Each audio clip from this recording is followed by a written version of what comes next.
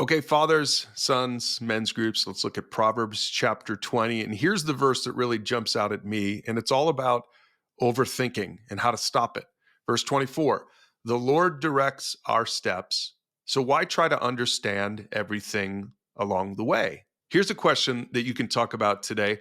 When it comes to your future, what are some things you're confused about, right? Because for all of us, when we're trying to discern the will of God, when we're trying to think about, what's going to happen next, what college am I going to go to? What job am I going to take? What woman am I going to marry? For some of you young men who are in that phase of life, maybe those are some of the things you take to God and you're really confused about it. You're saying, man, I don't really know what I'm supposed to do here. I don't want to mess up, and I'm not really sure what my next step should be. Well, if you're talking about this with your dad, then maybe you can have him answer this question to give you some context.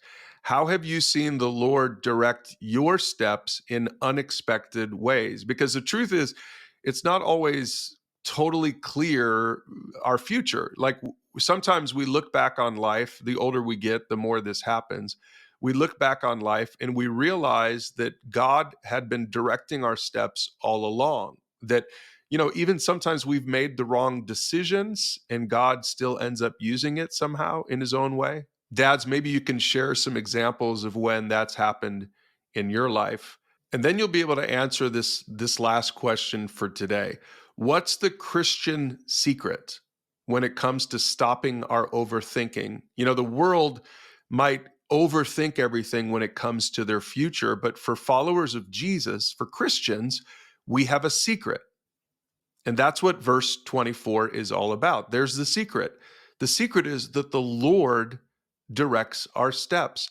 That's why we don't have to try to understand everything along the way. That's why we don't have to overthink things when it comes to the future. I mean, sure, we should do the best that we can to make godly, God honoring decisions. We should read the word. We should talk to God's people. We should get good, godly advice and counsel. But at the end of the day, God is in control. And because of that, we can stop our overthinking when it comes to our futures. And that's a gift from God for every single one of us.